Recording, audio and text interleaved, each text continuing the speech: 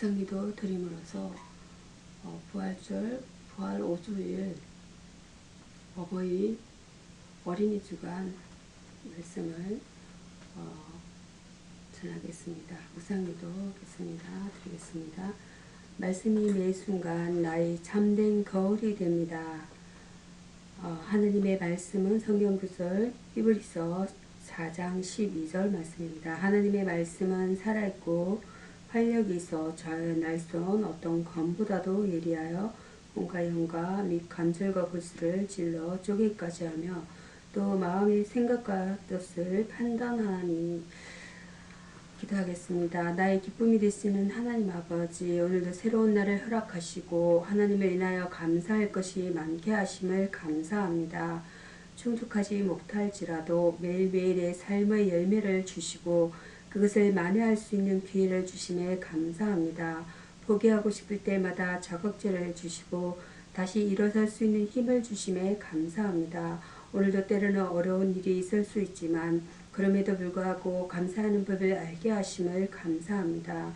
오늘 하루를 지내면서 다른 사람들을 바라보게 하시고 그들을 통해 많은 것을 배우게 하소서. 선하고 아름다운 열정의 삶을 사는 이들을 통해 닮아가게 하시고 악하고 이기적인 사람들을 만나거든 그들을 위해 기도하고 나의 모습을 돌아보게 하소서. 세상 모든 것들이 나의 삶의 거울이 되게 하시고 그 무엇보다 성경 말씀이 매 순간 나의 참된 거울이 되게 하소서.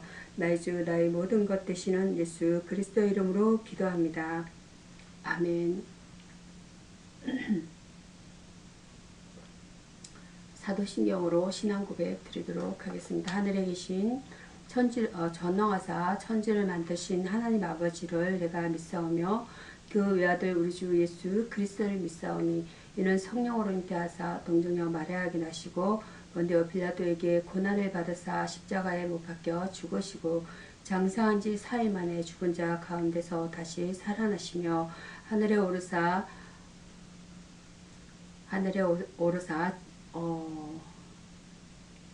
전능하신 하나님 우편에 앉아 계시다가 저리로서 산자와 죽은 자를 심판하러 오시리라.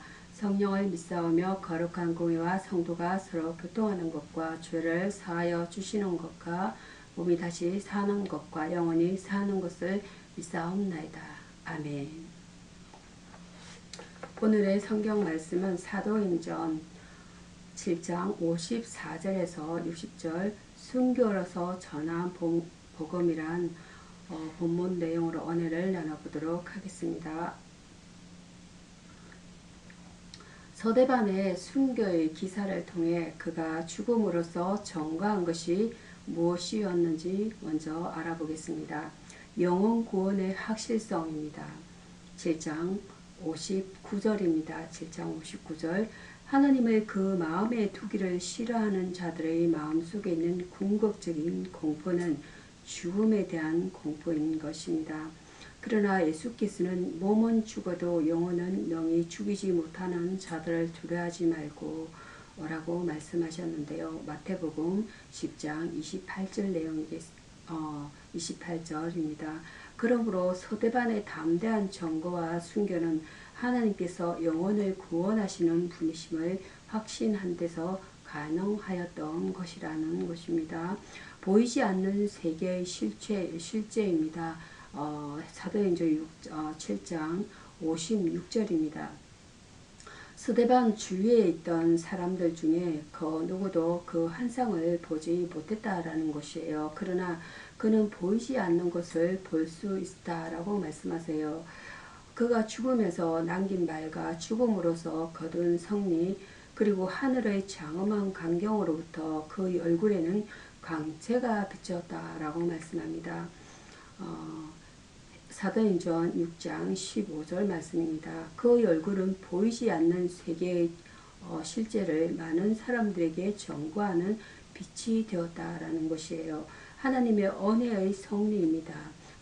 하나님의 은혜의 성리는 사도행전 7장 60절 말씀입니다.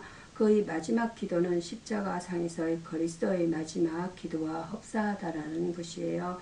서대반은 자신을 살해하는 바로 그 사람들을 위하여 기도하며 죽었다라고 말씀하고 있습니다. 오직 하나님의 은혜로서 그의 신앙은 성례의 면류관을 얻을 수 있었던 것이다 라는 것입니다.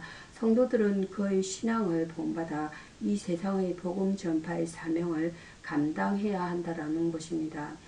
스데반의 순교는 죽음으로 끝나지 않았다라는 것이에요. 정의는 죽지만 진리는 살아서 언제나 말을 한다라는 것입니다. 여기에서 순교라는 것은 마르투스, 예수님의 정인들이 사도들에게 해당되는 말로 사용되었다라고 말씀하고 있습니다.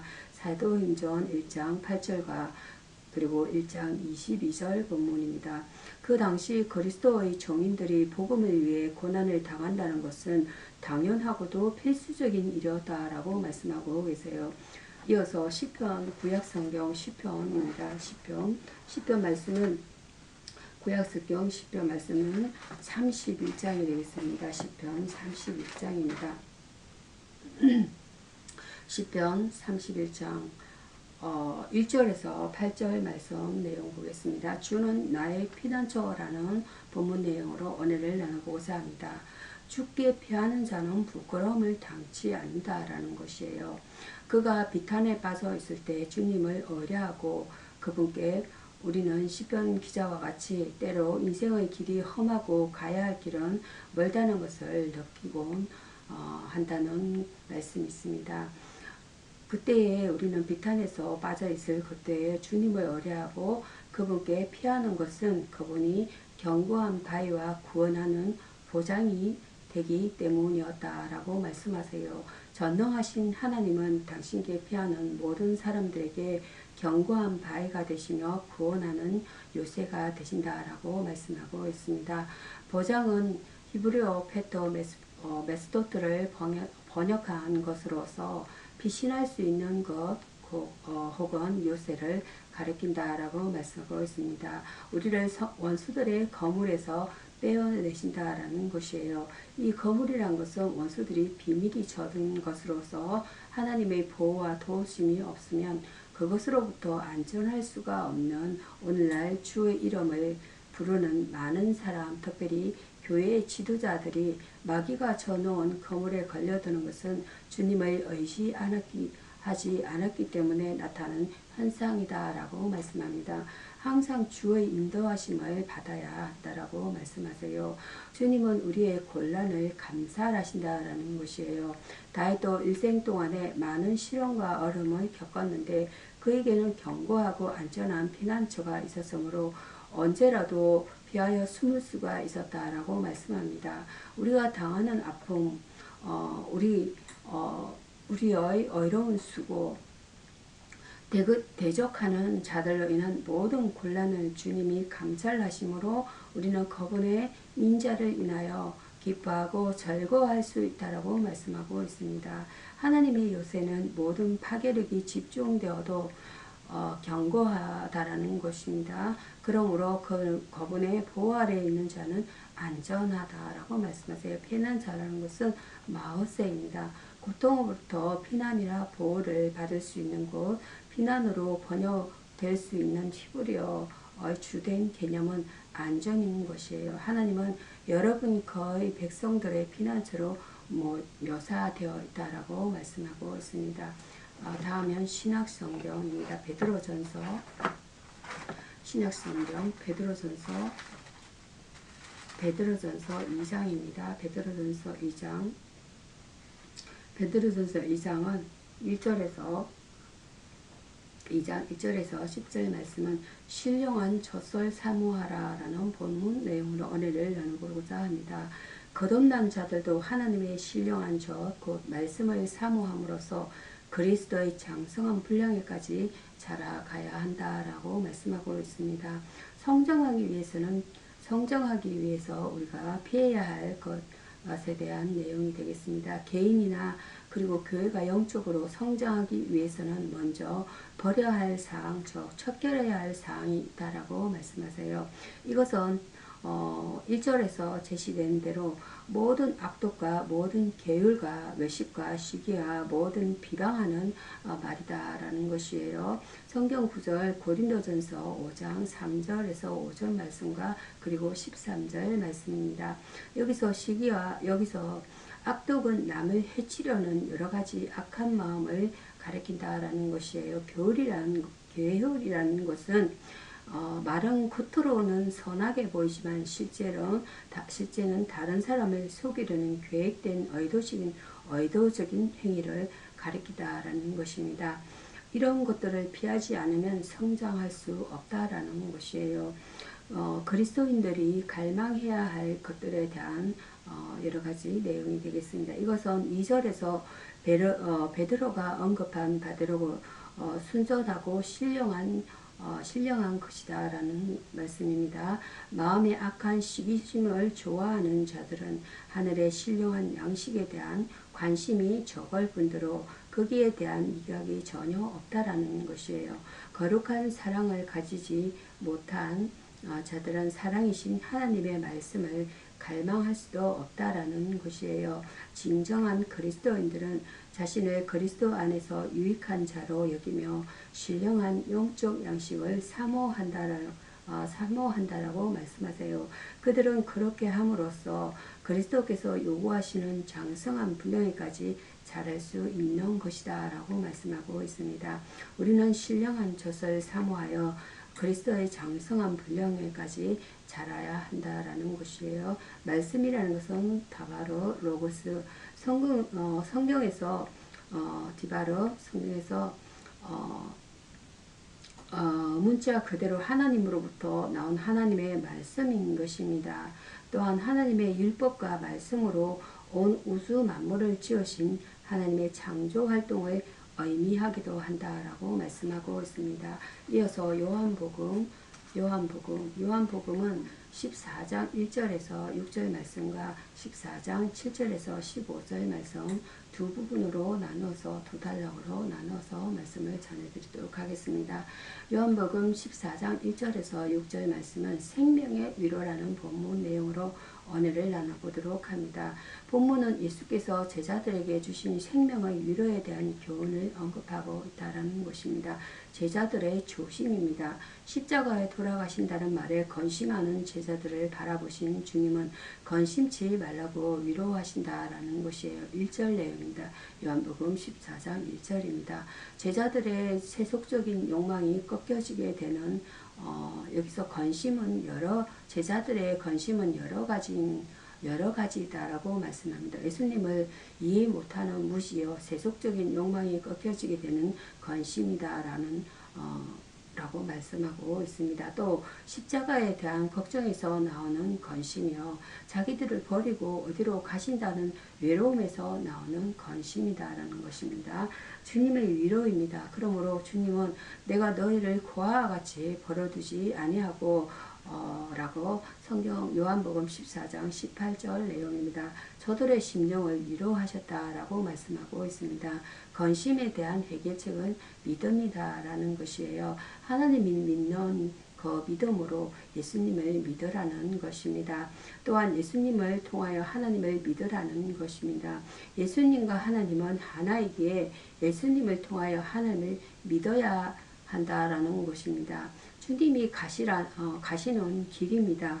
도마가 가로되 주여 어디로 가시는지 우리가 알지 못하거늘 그 길을 어찌 알겠사옵나이까. 요한복음 14장 5절 내용입니다. 도마는 원래 의심이 많은 제자였다라고 말씀하세요. 이때 주님은 자신이 하나밖에 없는 도마는 원래 이때 주님은 자신이 하나밖에 없는 길이요 진리요 생명임을 말씀하고 계세요. 요한복음 14장 6절입니다.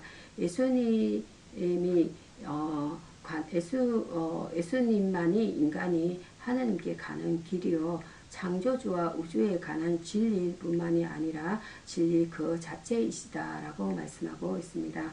주님은 제자들의 건심을 아시고 그들에게 필요한 위로의 말씀을 주셨음을 우리도 본받아야 하겠습니다. 위로라는 것은 나음, 파라무디아 어루만져 괴로움을 잊게 함입니다. 마음을 즐겁게 하고 수고를 지사함입니다. 레코그니션 레코그니션 another soul server를 뜻합니다.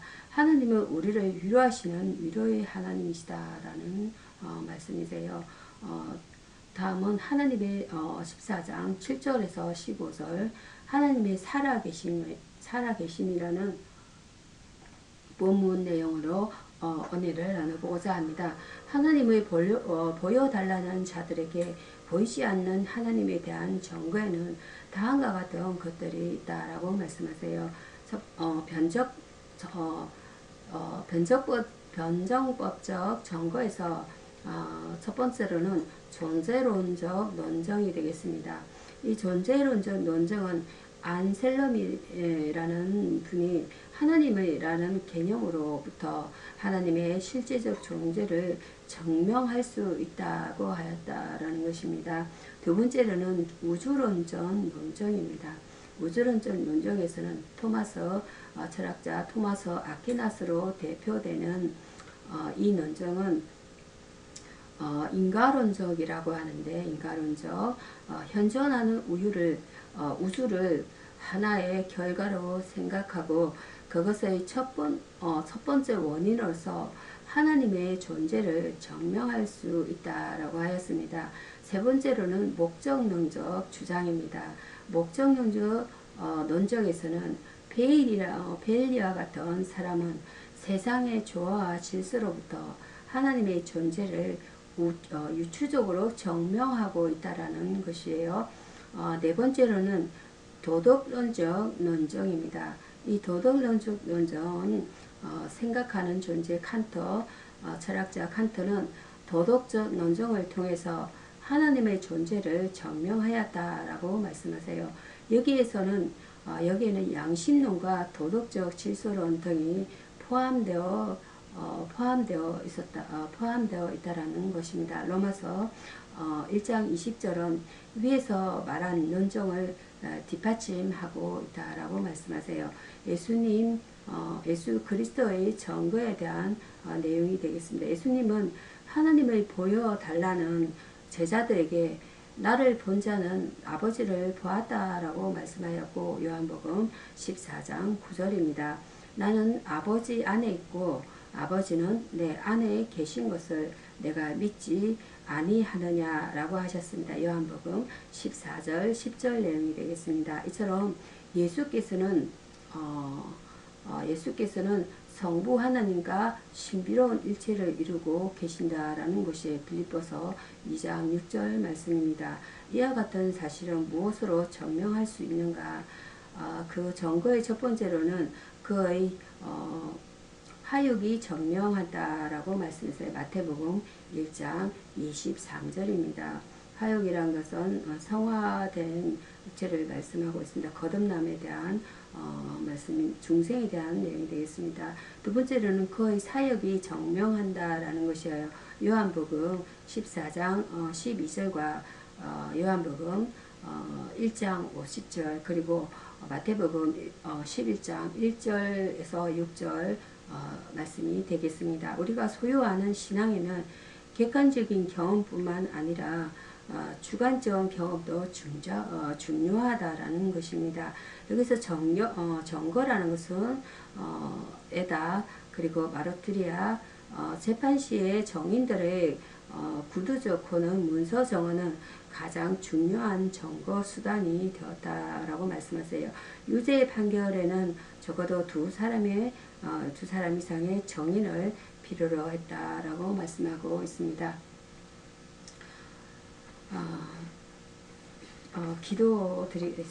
기도하겠습니다.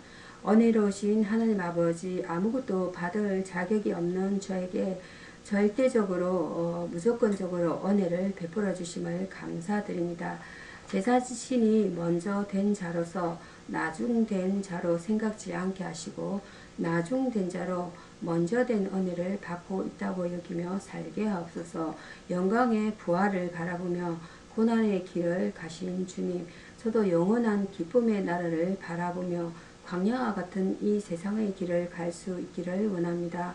영광의 관을 꿈꾸기 전 십자가의 쏜 잔을 달게 마실 수 있는 사람이 되게 하옵소서. 주님, 지금도 저 밖에는 큰 죄악과 불순종으로 실패한 자리에 있는 자들이 너무도 많습니다. 그들 모두가 다시 일어나 하나님의 품으로 돌아올 수 있는恩寵을 베풀어 주옵소서. 정의 도를 친히 보여주신 주님, 성도들이 모이는 곳에는 언제나 천국의 질서 체계로서 서로 섬기기를 먼저 하고 서로 종이 되기를 힘쓰게 하옵소서. 사람 위에 군림하여 다스리려고 하는 기족적 자세를 버리게 하옵소서. 예수님의 이름으로 기도드립니다. 아멘. 주기도문으로 오늘 부활 5조일 어버이 어린이 주일 말씀을 마치도록 하겠습니다. 하늘에 계신 우리 아버지여, 이름이 거룩히 여김을 받으시오며 나라에 임하옵시며 뜻이 하늘에서 이룬 것 같이 땅에서도 이루어지이다. 오늘날 우리에게 일용할 양식을 주옵시고 우리가 우리에게 죄 지은 자를 사하여 준 것 같이 우리 죄를 사하여 주옵시고 우리를 시험에 들게 하지 마옵시고 다만 악에서 구하옵소서.